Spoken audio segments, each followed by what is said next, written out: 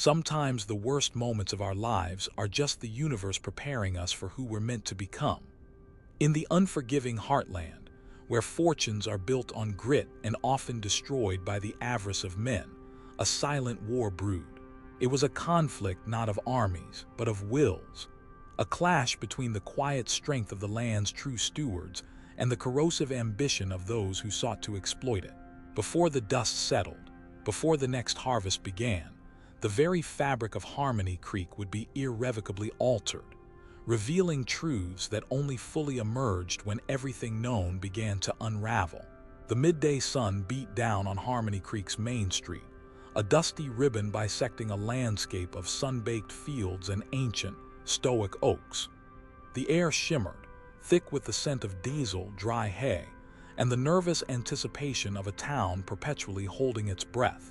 Inspector Mark Hale, a man whose uniform seemed less a symbol of public service and more a suit of armor for his inflated ego, stood in the center of it all, a blaring siren of unchecked authority. His face, ruddy and contorted with self-righteous fury, bore down inches from Evelyn Carter's. His hand, a rough, calloused vice, clamped around her arm. It was not merely holding, but asserting, demeaning, a brutal declaration of dominance that echoed through the stifled whispers of the market. "You think you can just disregard local ordinances, little lady? This isn't your personal patch of dirt," he bellowed, his voice cracking with the sheer effort of projection, spittle flying, a grotesque performance of power for a captive audience. Evelyn, dressed in a faded denim skirt and a simple cotton blouse, her hands still faintly dusted with flour from a morning's baking, merely looked at him. Her eyes, the color of rich, dark earth, held a depth he couldn't fathom, a quiet storm brewing behind an unnervingly calm facade. A collective gasp, shallow and fearful, rippled through the small crowd that had instantly formed, drawn by the raw, public display of power. Phones, like nervous fireflies, flickered to life, their lenses silently consuming the scene. Hale believed he was humiliating a nobody, a mere poor farm girl daring to challenge his iron rule. He was, in fact, orchestrating the final, catastrophic act of his own career. The universe, in its cruel, magnificent design, was about to unfurl the very threads of his arrogant existence, one by unraveling thread at a time. The heat intensified, not just from the relentless sun, but from the raw tension radiating from the two figures locked in this silent, screaming confrontation. Evelyn felt the tremor of his rage, the vibration of his fingers against her skin, but it was like feeling the wind against a mountain. She was immovable, a stoic sentinel witnessing the predictable unraveling of a petty tyrant. Her mind, however, was a whirlwind of calculated precision, observing every nuance, every tremor of the fear Hale effortlessly sowed amongst her people. This was precisely what she had come for, not to be a victim, but to be the crucible in which the truth of Harmony Creek's systemic rot would be forged. The humiliation was a bitter pill, yes, but it was also a vital component of a much larger plan, a deliberate sacrifice in a strategic gambit that would shake the county to its very core. 1 hour earlier, the dusty quiet of Harmony Creek had felt different, a deceptive calm before the engineered storm. Evelyn Carter had arrived in her old, unassuming pickup truck, its paint faded by years of sun and farm dust, blending seamlessly with the other vehicles parked along Main Street.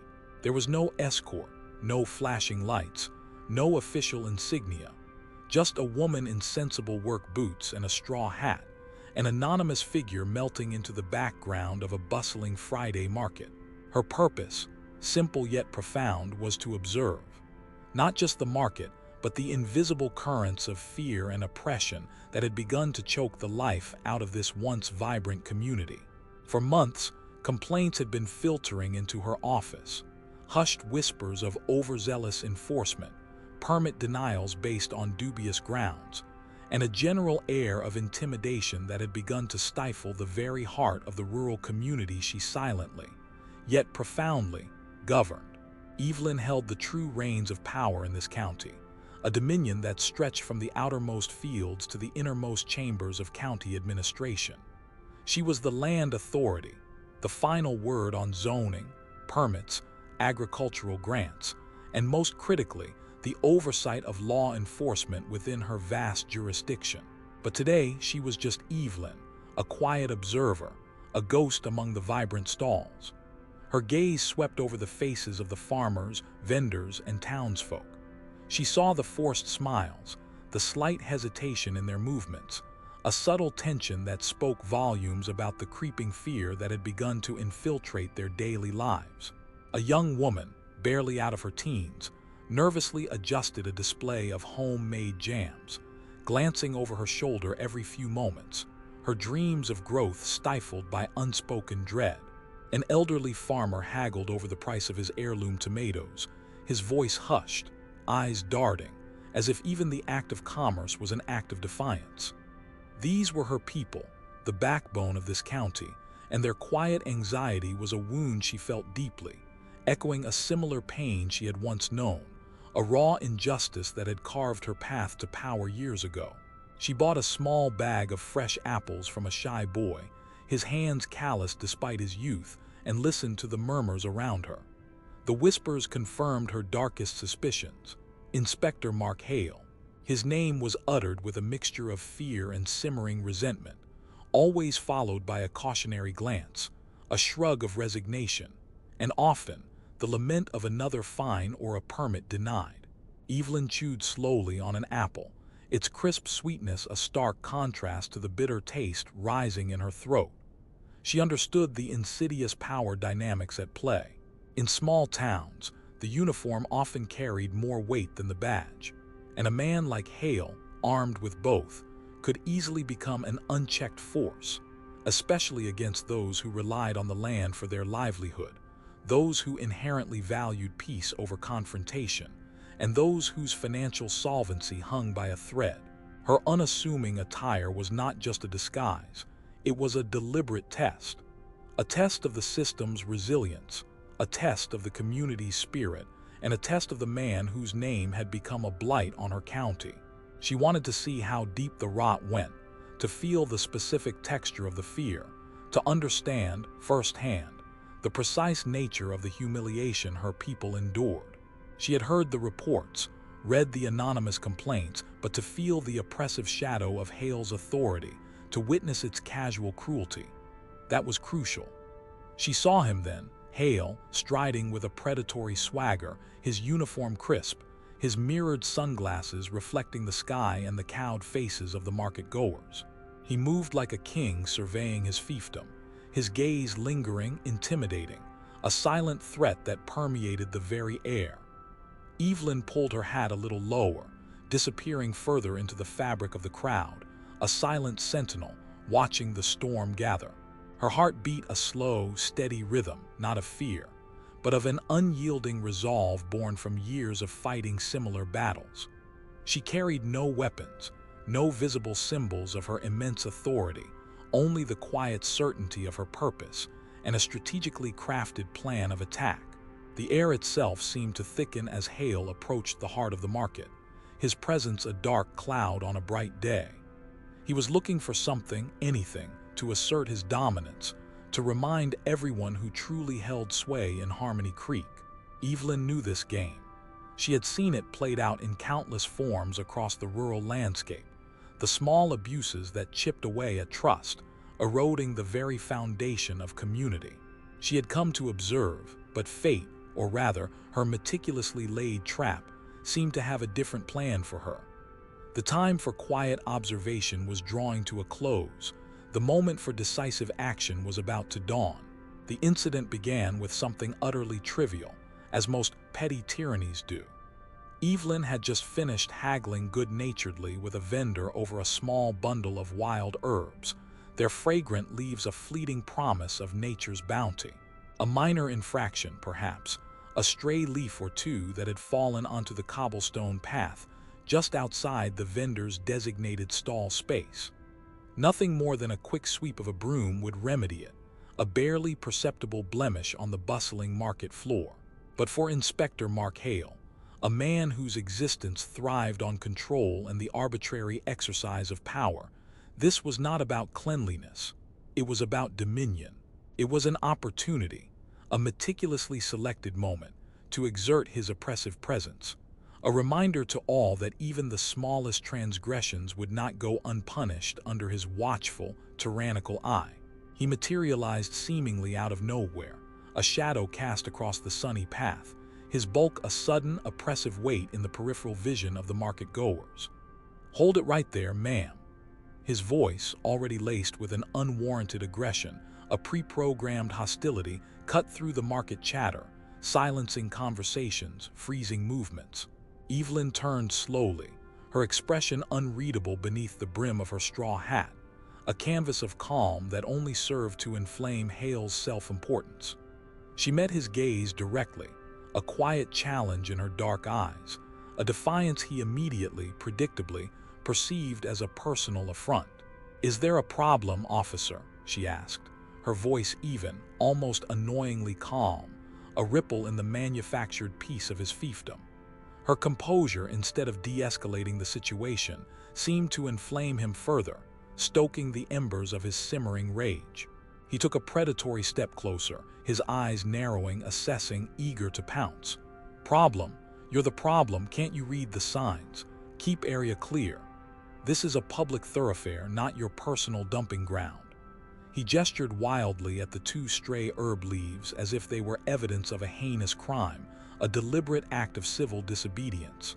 The vendor, a nervous young man whose livelihood depended on not incurring Hale's wrath, immediately began to apologize profusely, scrambling to pick up the minuscule detritus.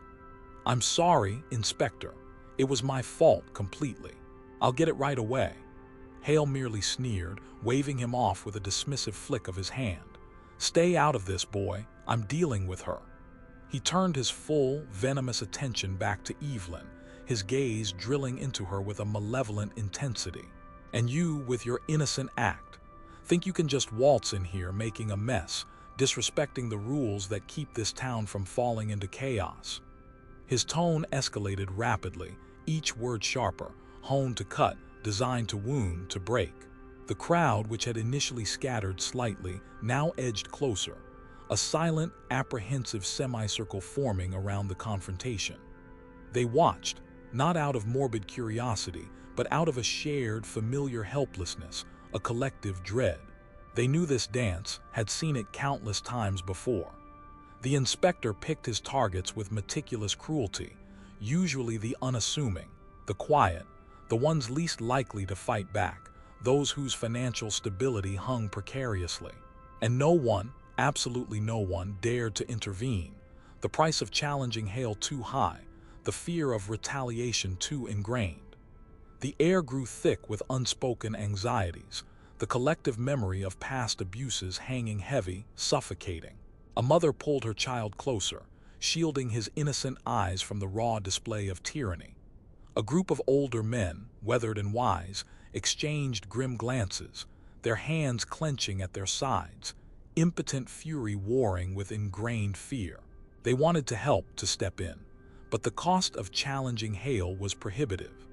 He had a reputation for retaliation, for making life a living hell for anyone who crossed him, turning trivial infractions into mountains of paperwork and fines that crippled families, pushing already indebted farmers closer to ruin.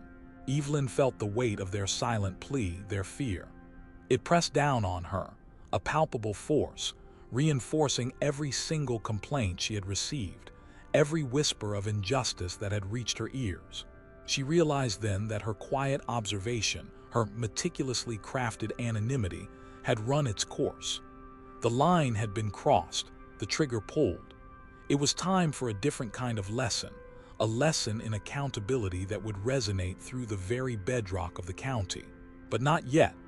Not until he crossed the line fully, irrevocably, providing her with the unimpeachable evidence needed for his complete and utter undoing. Hale continued his tirade, his voice growing louder, more abusive, a desperate attempt to drown out the growing unease, to reassert his slipping control. He was performing for his audience, flexing his muscles, reinforcing his authority in the crudest possible way. You people, always thinking the rules don't apply to you, coming into town like you own the place. Well, let me tell you something, farm girl, this town has rules and I enforce them. And if you don't like it, you can take your mess and your insolence and get out. He jabbed a finger dangerously close to her face, his breath hot and smelling faintly of stale coffee, a foul, visceral assault. Evelyn remained still, her posture erect, her gaze steady, observing his unraveling with a chilling precision. She wasn't just observing him anymore. She was measuring him, calculating the precise coordinates of his impending downfall. The market stalls, once vibrant with life, now seemed muted, the colors dulled by the oppressive atmosphere, the once sweet scent of baked goods overshadowed by the bitter tang of injustice. Every word, every gesture, was a nail in his self-made coffin, and Evelyn Carter, the quiet architect, was simply waiting for him to hammer in the last one. The breaking point arrived with a chilling suddenness that fractured the uneasy quiet of Harmony Creek, shattering the fragile veneer of civility that still clung to the edges of the market. Inspector Hale, emboldened by the crowd's silence, a silence he arrogantly misinterpreted as meek submission, and Evelyn's unwavering calm, lost all semblance of professional restraint. His face was a mask of furious contempt, a grotesque caricature of authority, his eyes gleaming with a triumphant malice. "What, no smart remarks now, huh? Cat got your tongue, or are you just too dense to understand simple instructions?" He sneered, his voice dripping with condescension, a vile venom meant to strip away any remaining dignity. Then, with a sudden, jerky movement, fueled by a corrosive mix of power and frustration, he shoved her. Not hard enough to send her sprawling, not a blow designed for immediate injury, but with enough force to make her stumble back a step, a public assertion of dominance, a deliberate act of physical humiliation in front of dozens of wide-eyed, terrified witnesses. Her simple straw hat dislodged, falling to the dusty ground, its soft brim a stark contrast to the rough brutality of the act. The impact was more psychological than physical, a violation of personal space, a crushing blow to the unspoken agreement of civil society.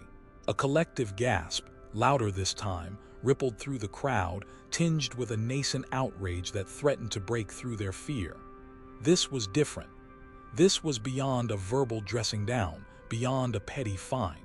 This was assault, a blatant abuse of power that could no longer be ignored. Evelyn felt the rough shove, the unexpected jolt of indignity. For a fleeting second, a flicker of raw, primal anger ignited within her, a visceral response to the blatant disrespect, the physical manifestation of the systemic abuse she had come to witness. But it was immediately quelled, subdued by the deeper, colder resolve that now burned in her core. She bent slowly, deliberately, to retrieve her hat, her movements controlled, almost graceful, despite the tremor of indignity that ran through her. Her fingers brushed against the sun-warmed dust of the street, grounding her, centering her, connecting her to the very land she was sworn to protect. When she straightened, her eyes, usually soft with observation, were now sharp, piercing, though still outwardly calm. They held the quiet fury of a mountain about to erupt. Hale, oblivious to the profound shift, puffed out his chest, a pathetic display of fleeting triumph. "That's right, pick up your garbage, then get out of my town. And don't you dare come back until you learn some respect." He loomed over her, basking in his perceived victory, confident in his absolute dominance. He believed he had broken her, asserted his unchallengeable authority. He had, in his arrogant blindness, crossed not just a moral line but several legal ones. Assault, abuse of power, conduct unbecoming an officer, violations that carried severe repercussions.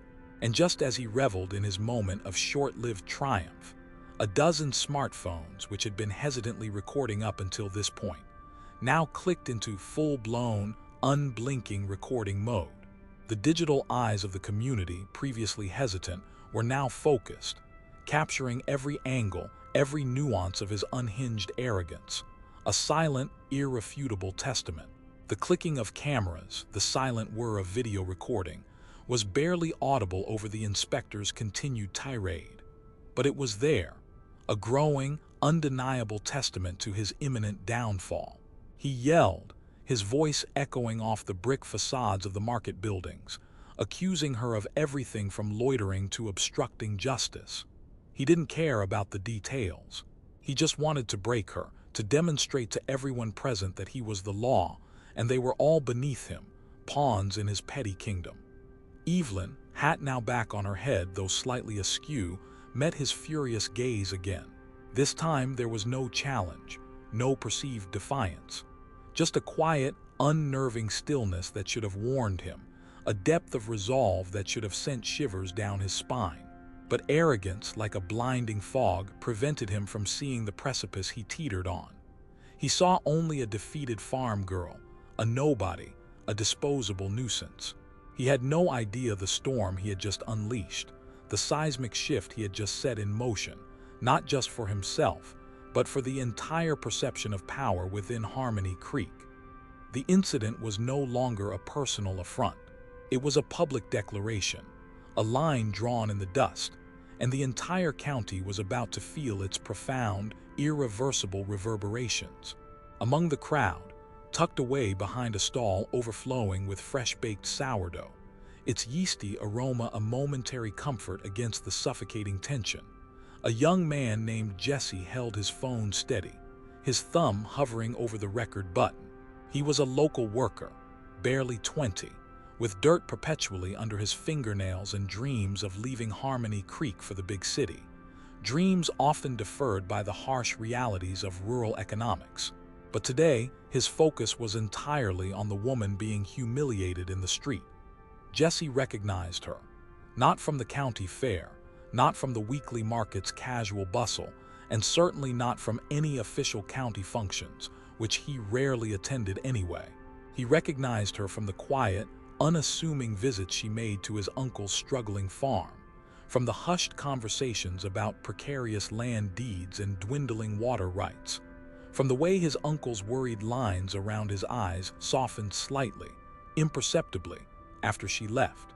He'd seen her more than once emerge from a battered pickup truck, dressed in simple, practical clothes, her movements deliberate and thoughtful, a silent strength radiating from her. He'd heard snippets of conversation from his uncle, fragments like county initiative and resource allocation, always spoken in hushed tones, almost reverently, laced with a hope that seemed too fragile for the current climate. He'd learned without being explicitly told that this quiet woman, Evelyn Carter, held a significant, if unofficial, sway in the county. He didn't know the exact title, didn't understand the full scope of her authority, but he knew with an intuitive certainty that she wasn't just a farm girl. He knew she was important, intimately connected to the very survival of farms like his uncle's, which now faced the crushing weight of overdue loans and predatory land offers.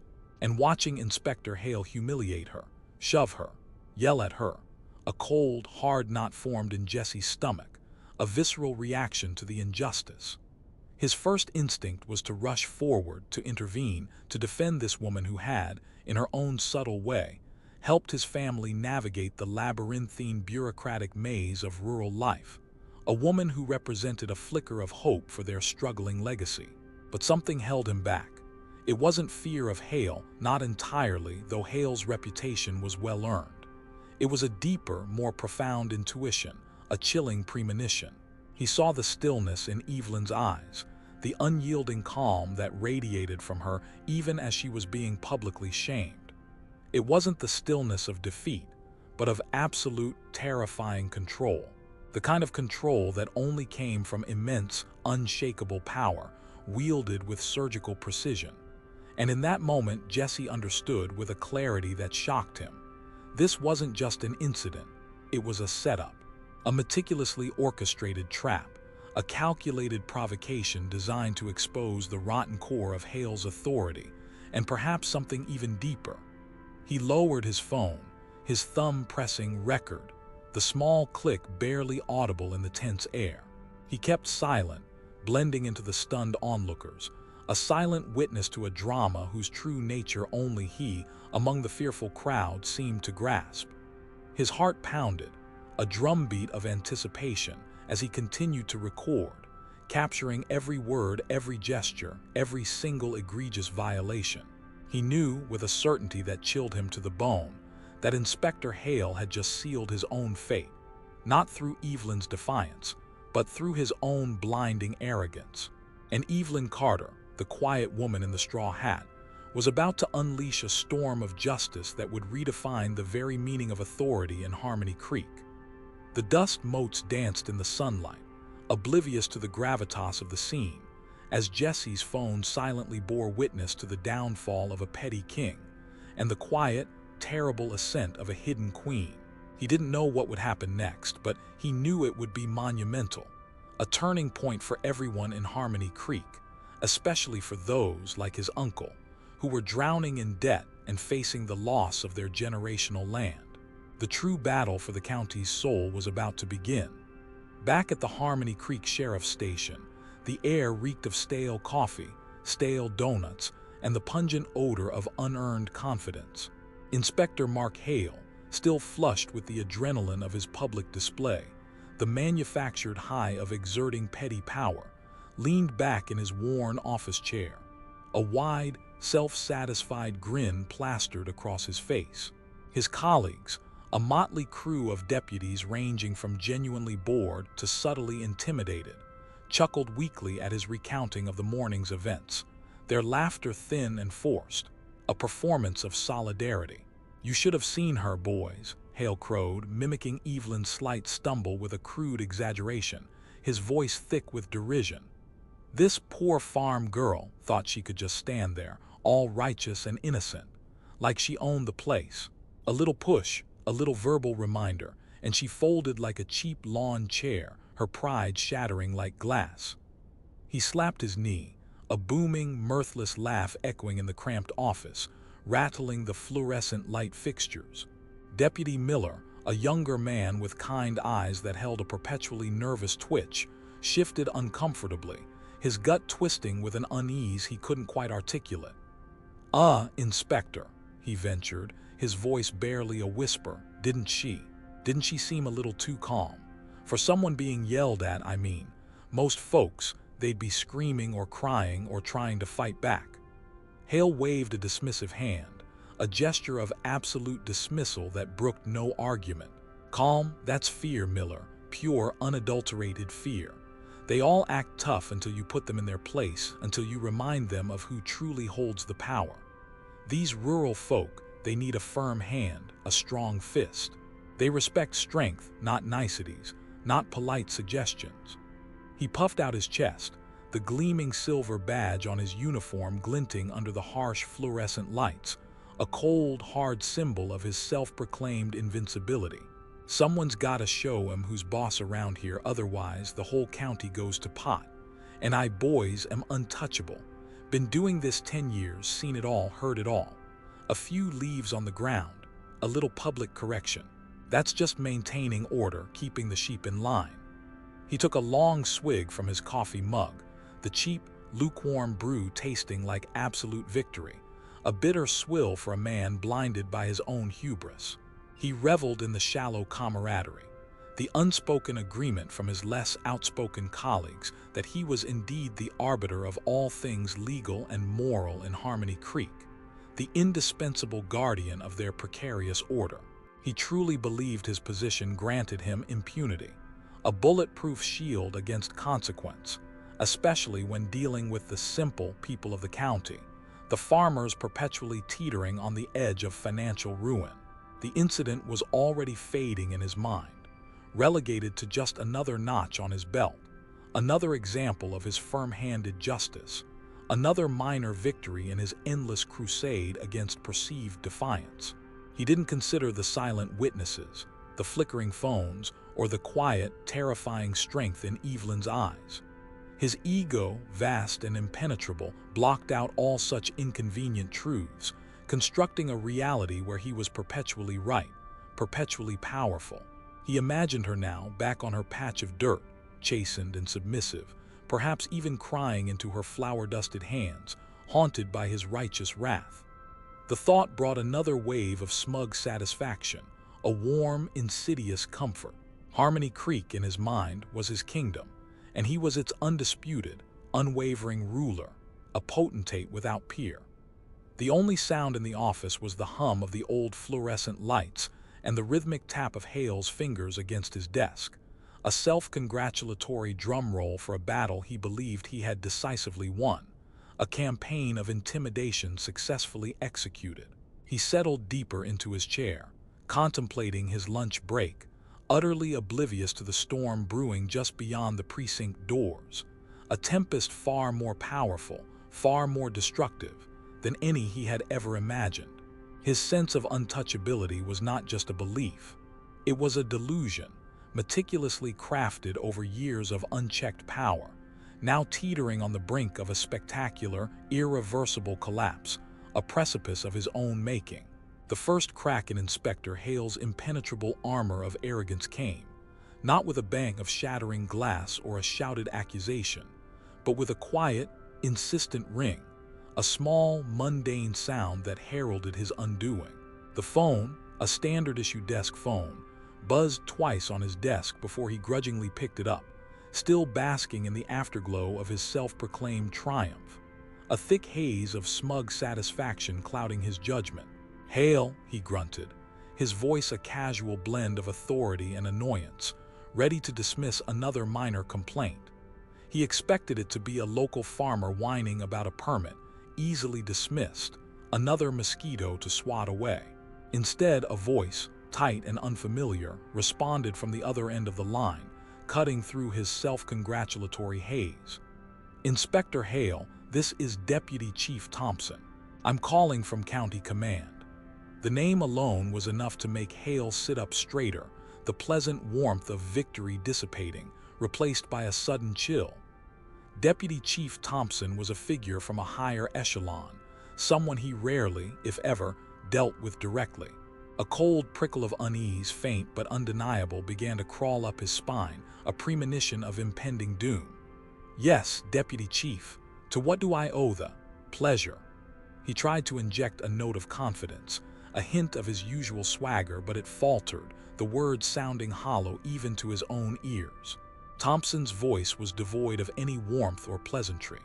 It was flat, formal, and imbued with an ominous gravity that tightened the air in Hale's office.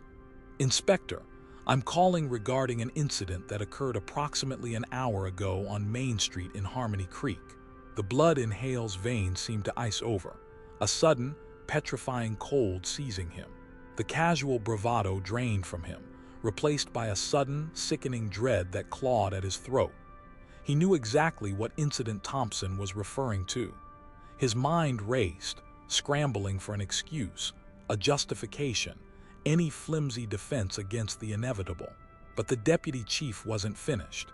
His tone, which had been stern, now deepened, dropping to a low, terrifying register, each word a hammer blow. "We've received multiple reports and some very compelling video evidence." Hale's throat went utterly dry, a desert of fear. Video evidence. The silent phones, the flickering screens he had so arrogantly dismissed as mere annoyances, insignificant details, now flashed through his memory with the terrifying clarity of a death sentence. Now they were a noose tightening around his neck, a digital gallows. Video? What video? It was just a minor disturbance, Deputy Chief. A little farm girl needed a reminder about public order, nothing more. Nothing illegal, I assure you. He stammered, his voice losing its customary swagger, the words thin and reedy, a desperate, pathetic attempt to regain control of a situation spiraling out of his grasp. A heavy silence stretched across the line, pregnant with unspoken judgment, a vast, oppressive void. Then Deputy Chief Thompson's voice, slow and deliberate, delivered the crushing blow, a question that tore through Hale's fragile composure like a lightning bolt, illuminating the abyss he now faced. It was a question that would haunt him for the rest of his miserable life. A question laden with implications that far surpassed any minor infraction, any public order disturbance. "Inspector Hale," Thompson said, his voice now a chilling whisper of pure, unadulterated terror, an echo from a nightmare. "Do you know who you touched today?" The words hung in the air, a death knell, reverberating not just in his ears, but in the deepest recesses of his suddenly awakened conscience. Hale felt the color drain from his face, his palms suddenly slick with cold sweat, his heart hammering against his ribs like a trapped bird. The smug grin was gone, replaced by a ghastly pallor, a stark mask of burgeoning horror. His mind reeled, trying to connect the dots to understand the true, devastating weight behind that terrifying inquiry. It wasn't about the shove, not truly. It was about asterisk or asterisk. But who? Who was this unassuming farm girl that could elicit such a grave, chilling question from a county deputy chief, a man known for his unflappable composure? The question was a physical blow, a dawning realization that the person he had so casually humiliated, the nobody he had dismissed with such contempt, was anything but. The comfortable warmth of the office suddenly felt frigid, the fluorescent lights harsh and unforgiving, casting long, menacing shadows. He gripped the phone, his knuckles white, his breath catching in his chest, a desperate gasp for air. He had no answer, only a burgeoning, gut-wrenching certainty that his carefully constructed world, built on the shifting sands of his own arrogance and the silence of a fearful populace, was about to shatter into a million irreparable pieces.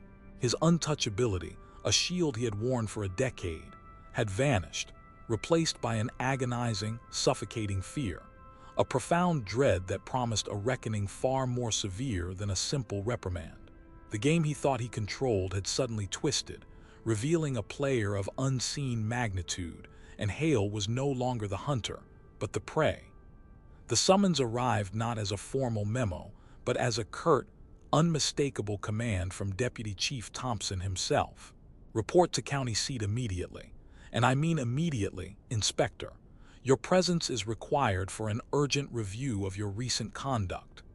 Hale's drive was a blur of mounting dread, each mile cementing the terrifying truth that his life had irrevocably altered. The familiar roads, once a comfort, once a testament to his dominion, now seemed to stretch endlessly, each passing field drawing him closer to an unknown reckoning. He tried to replay the incident, to find some shred of justification, some detail he might have missed, some way to spin the narrative in his favor. But Thompson's chilling question echoed in his mind, reverberating with an increasingly ominous tone. "Do you know who you touched today?" The words were a brand, searing themselves into his consciousness, stripping away his bravado, leaving him raw and exposed. He arrived at the imposing granite building of the county seat, its architecture solid and unforgiving, a fortress of bureaucracy and power. The air inside was cool, sterile, a stark contrast to the dusty warmth and familiar chaos of Harmony Creek, a place where he had once felt so powerful. He was directed to a large conference room, a space reserved for high-level meetings, for weighty decisions that shaped the fate of the entire county, certainly not for petty disciplinary actions concerning a small-town inspector. His heart hammered against his ribs, a frantic drumbeat of terror. The heavy oak door creaked open, revealing a scene that instantly evaporated any lingering hope he might have harbored, any last shred of denial. Seated around the long, polished mahogany table were multiple high-ranking officials, their faces grim, their collective silence a suffocating blanket.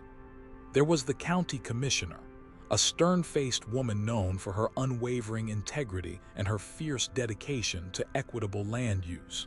There was the head of the Rural Development Authority, a man whose quiet demeanor belied his immense power over the county's infrastructure and agricultural land assets, a man who controlled the very lifeblood of Harmony Creek's economy. And to Hale's utter horror, chief of county law enforcement, a man whose reputation for ruthless efficiency and an unwavering stance against corruption was legendary. They sat in absolute silence, their faces grim, their gazes fixed on the empty chair opposite them, a seat clearly intended for him. The air was thick with expectation, heavy with an unspoken condemnation, a palpable weight of judgment. Hale felt a profound nausea, a sinking sensation that transcended mere fear, descending into the cold abyss of complete despair. He was utterly, completely exposed, stripped bare before the highest authorities in the county. Just as his legs threatened to buckle, just as he thought he might collapse, the conference room door opened again, and in she walked, Evelyn Carter. Same faded denim skirt, same simple cotton blouse, same sensible work boots. The same straw hat now clutched in her hands, her fingers still faintly dusted with flour, a poignant, ironic detail. But her presence was utterly, breathtakingly different. The quiet farm girl, the meek vendor, the nobody he had scorned had vanished. In her place stood a woman radiating an authority that was almost tangible, a calm, unshakable power that filled the room, making the other high-ranking officials seem, for a moment, to shrink in comparison, their own considerable power momentarily eclipsed by hers. Her dark eyes, which had held a challenging calm on Main Street, now held a deep, knowing certainty, a quiet, terrifying command. They landed on Hale not with anger but with an almost surgical precision, assessing, dissecting, exposing the hollowness of his being. The silence in the room became absolute, profound, stretching taut and agonizing, broken only by the frantic hammering of Hale's own heart, the only sound in his universe of impending doom. He looked from Evelyn to the chief of law enforcement, then to the commissioner, his gaze pleading, desperate for an explanation, a reprieve, anything that might pull him back from the precipice. But there was only the crushing weight of their collective silence, their unwavering, expectant attention fixed on Evelyn. She took the empty chair at the head of the table, directly opposite him, a position of ultimate authority. She didn't speak, didn't need to. Her very presence, transformed from vulnerable target to ultimate arbiter, was the complete, devastating reveal. Hale finally understood. The terrifying question, the assembled high-ranking officials, the grandeur of the conference room, it all coalesced into a single, horrifying, undeniable truth. The poor farm girl he had publicly humiliated, the woman he had shoved and verbally assaulted, was not just a prominent figure, not merely an influential administrator. She was the highest land and county authority. She ran the entire county. She had orchestrated this.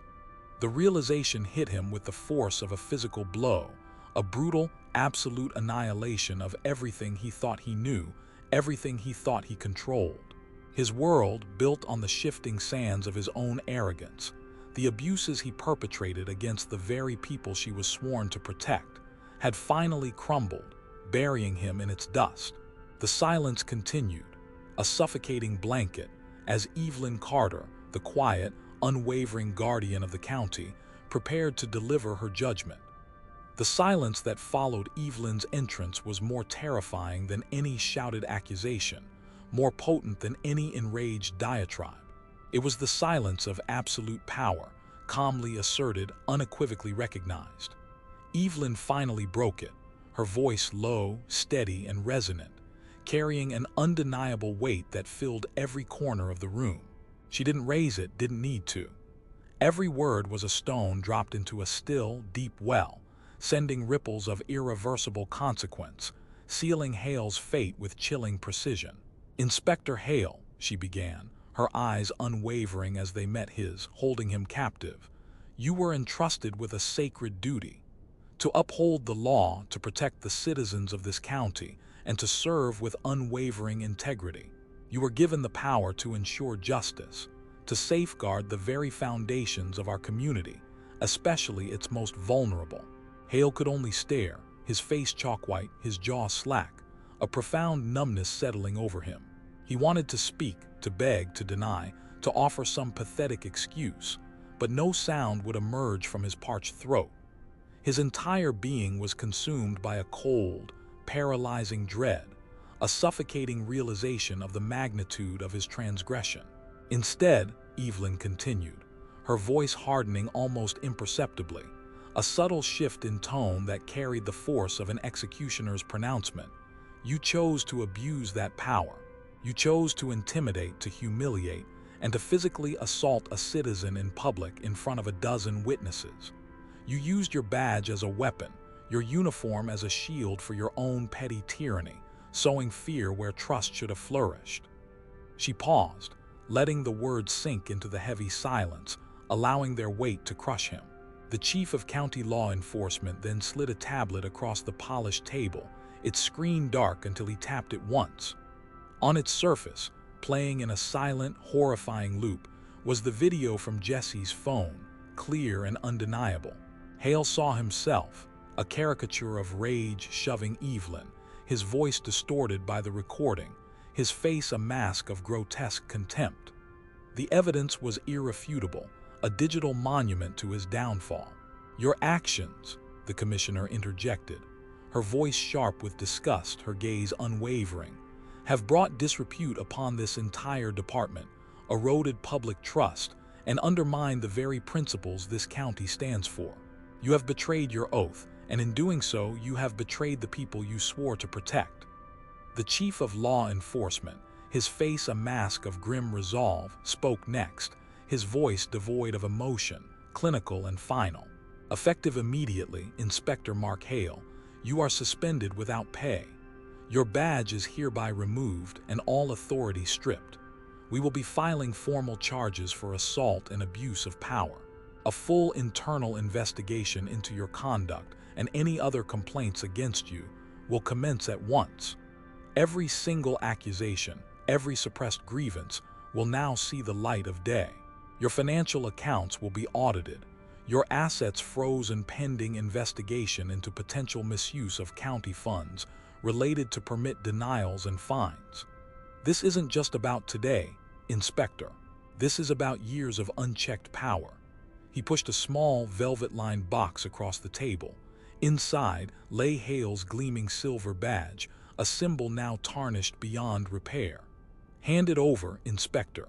Hale's hand trembled uncontrollably as he reached for his badge, a symbol that had once defined his entire existence, the very core of his identity. It felt heavy, leaden, as he unclipped it from his uniform and placed it, with a clatter that echoed like a gunshot in the silent room, into the box. He felt hollowed out, utterly bereft, a puppet whose strings had been savagely cut. His authority, his identity, his entire world had just been systematically dismantled, piece by agonizing piece. Evelyn watched him, her expression a complex mixture of justice served and profound, weary disappointment. She had hoped for better, for a system that was self-correcting, for individuals capable of upholding their oaths without such drastic intervention. But sometimes the rot went too deep, and only a surgical hand could excise it. "Power," Evelyn finally said, her voice imbued with a quiet, solemn gravitas that resonated with ancient wisdom, her gaze sweeping across the faces of the other officials, then settling back on the broken man before her. "Power exists to protect people, to uplift communities, not to crush them. It is a stewardship, a trust, a profound responsibility. And when that trust is violated, when that power is wielded as a weapon against the very people it is meant to serve, then it must be reclaimed. It must be wielded for true justice, not for personal gain or petty tyranny. The financial integrity of our county, the livelihoods of our farmers, the future of our land, these are the true measures of stewardship, and you failed them all." Her words hung in the air, a final, unassailable judgment, an epitaph for his career. Hale sat slumped in his chair, his shoulders bowed, his face buried in his hands, defeated. The man who had boasted of being untouchable was now a shattered shell, his reign of terror reduced to a grainy video, a tarnished badge, and a mountain of impending legal and financial woes. The public consequences were swift, absolute, and agonizingly public.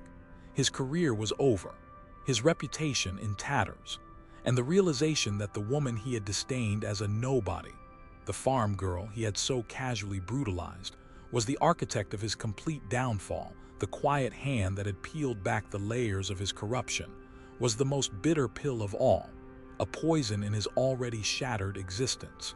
This was the beginning of Harmony Creek's true reclamation, a painful but necessary cleansing. Evelyn, after the swift and brutal efficiency of Hale's dismissal, found herself back in the quiet sanctuary of her office at the county seat. The meeting had been a necessary, if emotionally draining, formality. The roar of public indignation, fueled by Jesse's now viral video, had reached a fever pitch, demanding immediate action. But for Evelyn, this was merely the first domino. Hale was a symptom, a visible pustule on a much deeper systemic rot. She leaned back in her chair, gazing out at the verdant expanse of the county, the patchwork of fields and forests that represented generations of struggle and triumph. Her own journey, a saga of quiet defiance and strategic ascendance, echoed in the struggles of these farmers. Years ago, her own family farm, a century-old legacy of sun-kissed soil and backbreaking labor, had teetered on the brink of financial ruin. Predatory lenders, aided by corrupt local officials, had sought to seize their land, to carve up their heritage for a quick profit. She had been young then, fresh out of agricultural economics school, armed with textbooks but little real-world power. The humiliation of watching her father, a man of quiet dignity, plead with indifferent bureaucrats had sparked a fire in her, a cold, burning resolve. She had fought, not with anger but with relentless study, poring over legal precedents, county ordinances, and complex financial instruments. She had learned the system, not to break it, but to master it, to wield its own convoluted rules against its corrupt practitioners. Her rags-to-riches story wasn't about accumulating personal wealth. It was about accumulating the knowledge and influence necessary to become the unyielding guardian of others who faced the same crushing financial chains. She had climbed the bureaucratic ladder, slowly, methodically, earning trust, identifying allies, and patiently waiting for the opportune moment to strike at the heart of the very forces that had once threatened her own family's legacy. Hale was merely the most visible face of that insidious network. He was the lowest hanging fruit, a public display of the deeper corruption that clung to Harmony Creek like a parasitic vine. His arrogance had made him easy to fell, but the true battle lay ahead against the unseen hands that had propped him up, the architects of systemic injustice. This moment, this public act of retribution, was a radical decision, a clear statement that the quiet abuses would no longer be tolerated. It was a catalyst for a deeper cleansing. Evelyn's initial action had indeed sent shockwaves, but the system, like a wounded beast, began to writhe and lash out.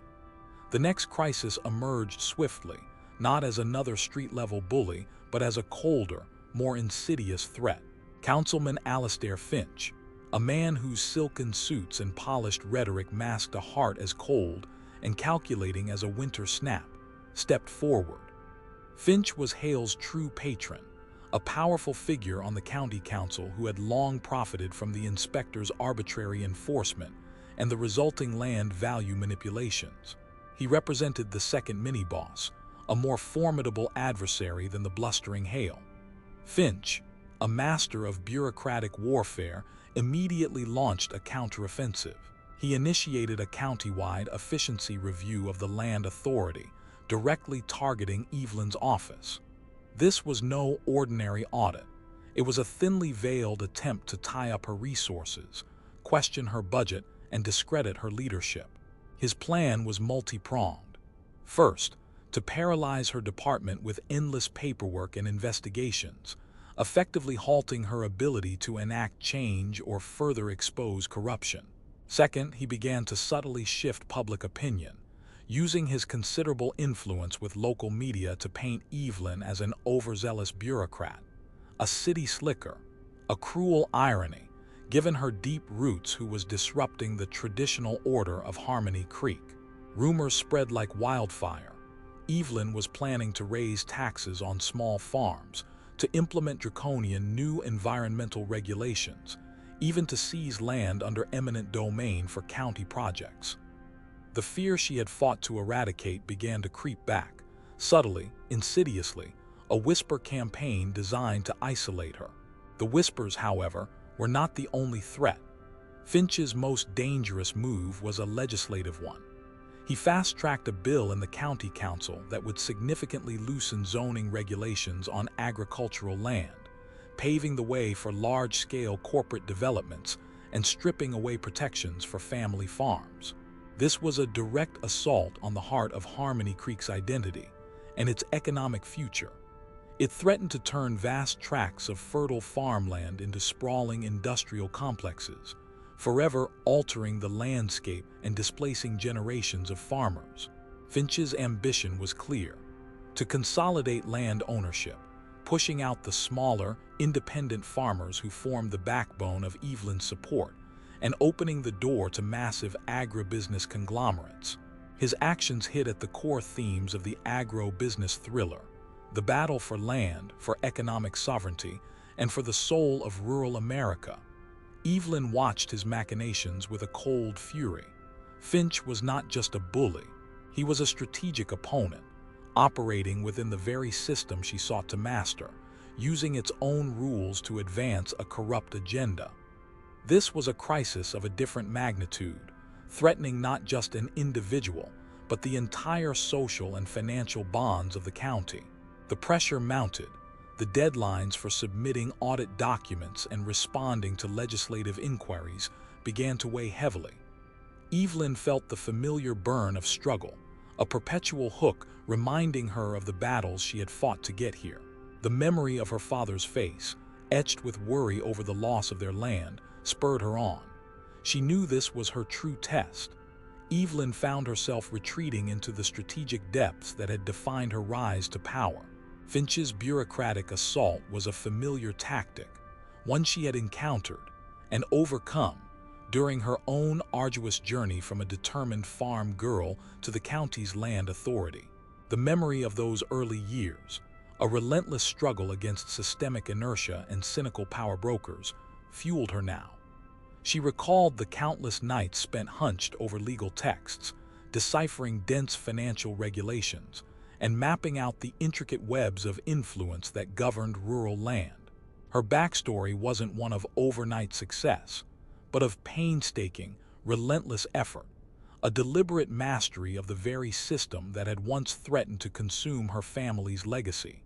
Her rags-to-riches journey was one of intellectual and political capital, transforming the pain of potential loss into an unshakable resolve to safeguard others. This time, she wouldn't fight alone. Deputy Miller, the young officer who had shown unease during Hale's tirade, proved to be an unexpected, invaluable ally. Disgusted by Finch's transparent power plays and emboldened by Hale's public downfall, Miller discreetly began funneling internal documents to Evelyn's office, reports detailing Finch's previous attempts to push through questionable land deals, records of campaign contributions from specific corporate entities poised to benefit from the loosened zoning laws, and even whispers of Finch's own heavily leveraged land holdings. Jesse, the young market vendor, also became a key asset. His initial video had ignited public outrage, but his natural curiosity and street smarts made him an effective, if clandestine, investigator. He leveraged his network among the county's younger, tech-savvy generation, unearthing social media posts, public financial records, and even old property assessment documents that painted a clearer picture of Finch's long-term strategy of land consolidation at the expense of small farmers. The financial chains that bound these farmers, the impending deadlines on their loans, were not just abstract concepts to Evelyn. They were the very levers Finch sought to manipulate. Her strategic mind, honed by years of navigating these precise pressures, began to connect the dots. Finch wasn't merely pushing a bill. He was orchestrating a quiet land grab, using legal loopholes and political influence to bankrupt independent farmers and pave the way for a single, massive agribusiness conglomerate to dominate the county. This was the deeper, darker truth behind the zoning changes. It was the perpetual hook of Evelyn's mission, the relentless fight against those who saw land not as a sacred trust, but as a commodity to be exploited, a fight she was uniquely prepared to wage. As the political skirmishes intensified, Evelyn often sought moments of quiet reflection. She would drive her unassuming pickup truck, not to the bustling county seat, but to the farthest reaches of Harmony Creek, to the quiet solitude of her family's century-old farm. It was here, amidst the whispering fields of corn and the ancient, gnarled oaks that lined the creek, that she found her center, reconnecting with the deep-seated legacy that had shaped her. Her reflection was not merely a pause. It was a reaffirmation of her purpose, a recalibration of her moral compass in the face of escalating cynicism.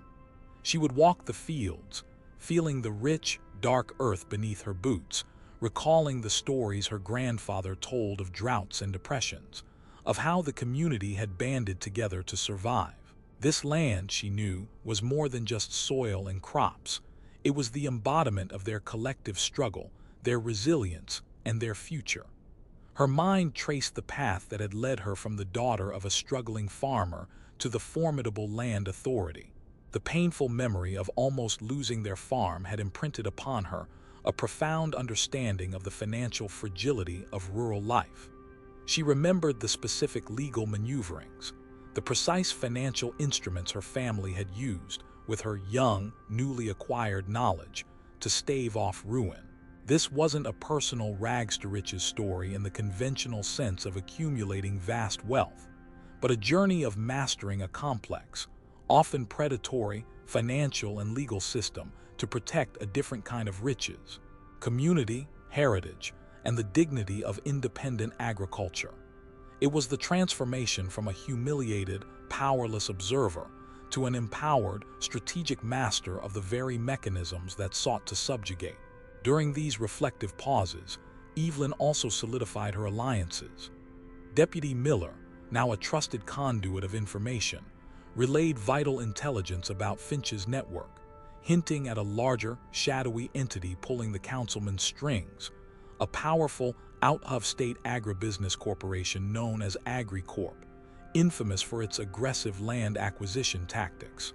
Jesse, through his digital sleuthing, confirmed these connections, revealing AgriCorp's significant, albeit subtly concealed, campaign contributions to Finch and their previous, brutal land grabs in other rural counties.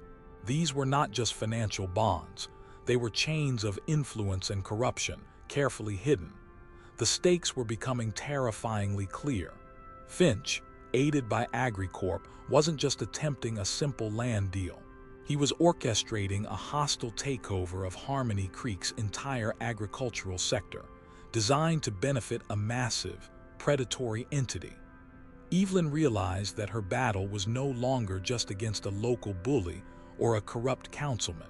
She was now confronting a vast, well-funded corporate machine, a true leviathan in the agro-business world. The silence of the fields, the rustling of the leaves in the wind, began to hum with a new urgency. Her past struggles had taught her resilience, but this new crisis demanded a level of innovation and strategic foresight she had yet to fully unveil. The survival of Harmony Creek, its very legacy, depended on it. The crisis escalated, taking a far more personal and devastating turn. Councilman Finch, now openly acting as a proxy for AgriCorp, orchestrated a series of seemingly legitimate, yet utterly crippling financial maneuvers. Leveraging his influence with regional banks, he initiated accelerated foreclosure proceedings against dozens of small, family-owned farms across Harmony Creek, many of whom were already burdened by existing debts and vulnerable to the slightest economic tremor. Among them was Jesse's uncle's farm, a place Evelyn held a particular reverence for due to its deep historical roots in the community. This was the real risk of financial ruin writ large, a calculated strike at the very heart of the county's social and financial bonds. The letters arrived like death warrants, not merely threatening the loss of land but the obliteration of family legacies, some stretching back 5 generations. Simultaneously, Finch and AgriCorp unveiled a highly publicized proposal.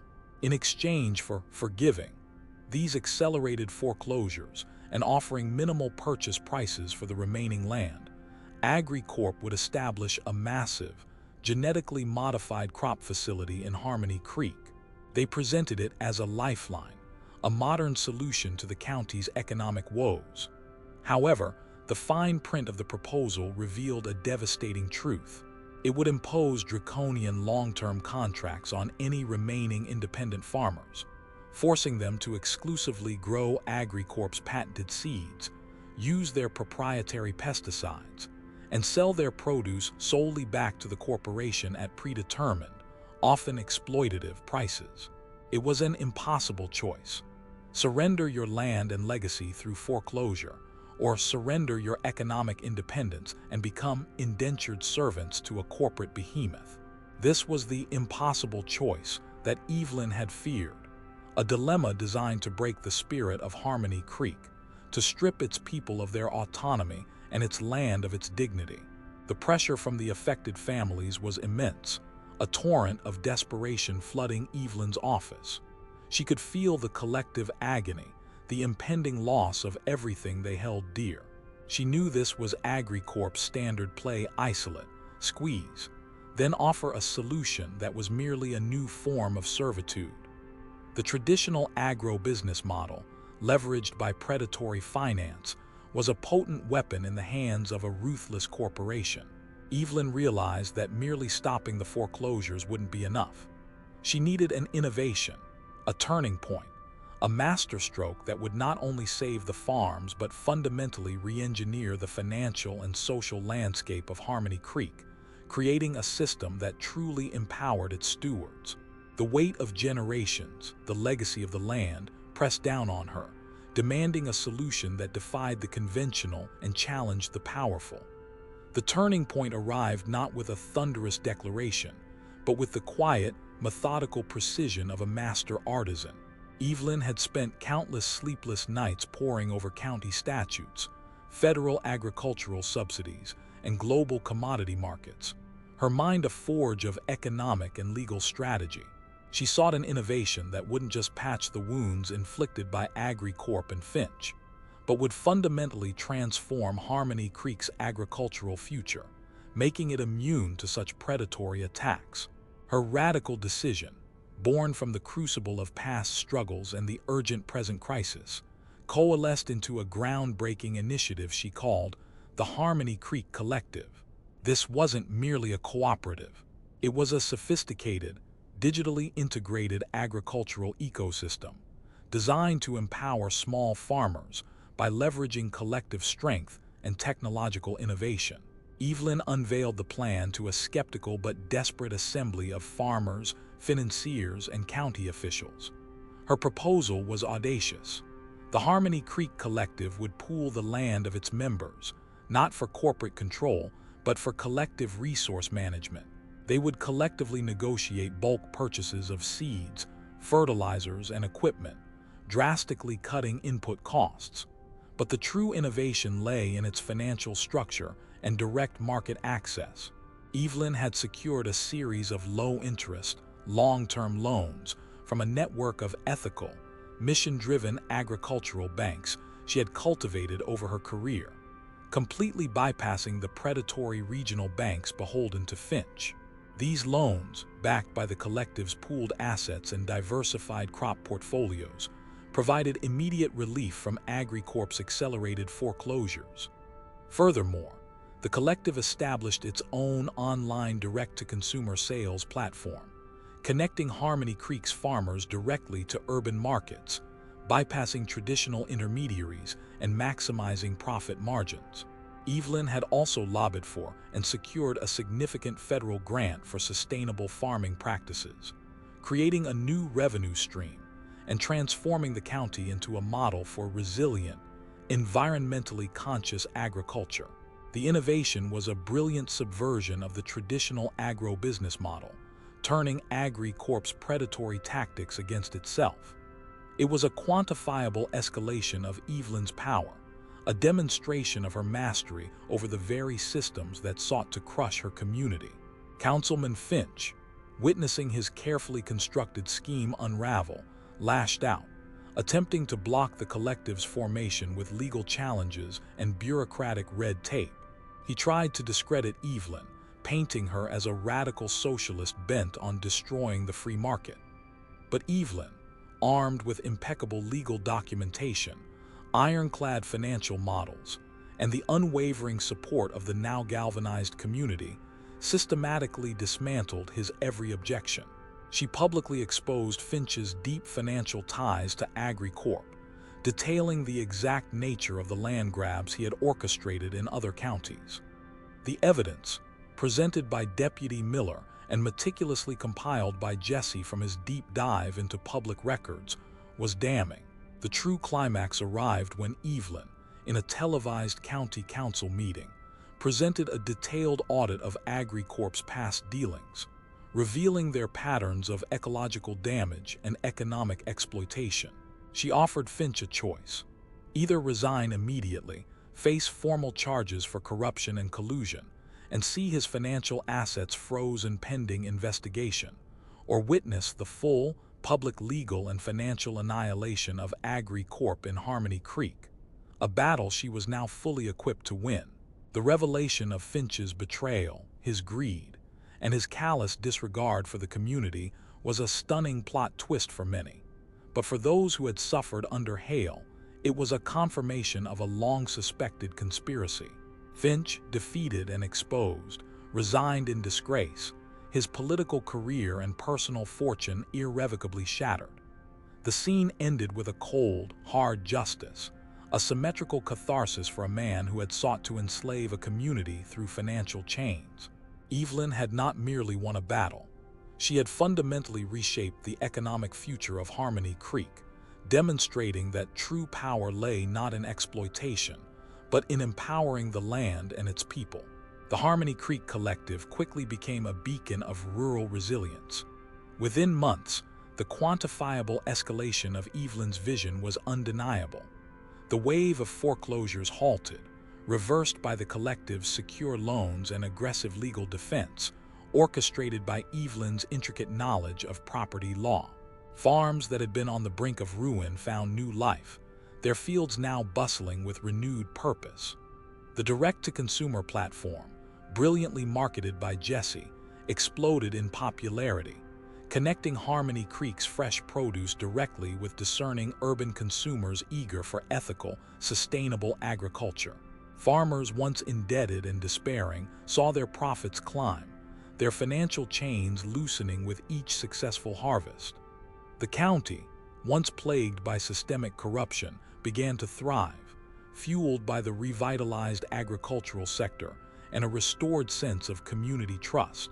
Evelyn's innovation had created a powerful new economic engine, one that empowered the local producers and protected the integrity of the land, fulfilling the promise of her mastery over the system. The most potent manifestation of this symmetrical catharsis came, however, with the final confrontation, not with Finch, but with the hollowed shell of Inspector Mark Hale. Months after his public disgrace and suspension, Hale, now stripped of his pension, his assets frozen and facing multiple civil suits, was mandated to attend a community meeting. It was a condition of a plea bargain, a final act of humiliation designed by Evelyn's legal team to ensure true accountability. The scene was Harmony Creek's renovated town hall, packed with the very people he had once terrorized. Evelyn stood on the podium, not with a triumphant smirk, but with the quiet dignity of a leader who had restored balance. She spoke of the future of Harmony Creek, of the prosperity brought by the collective, of the renewed spirit of cooperation.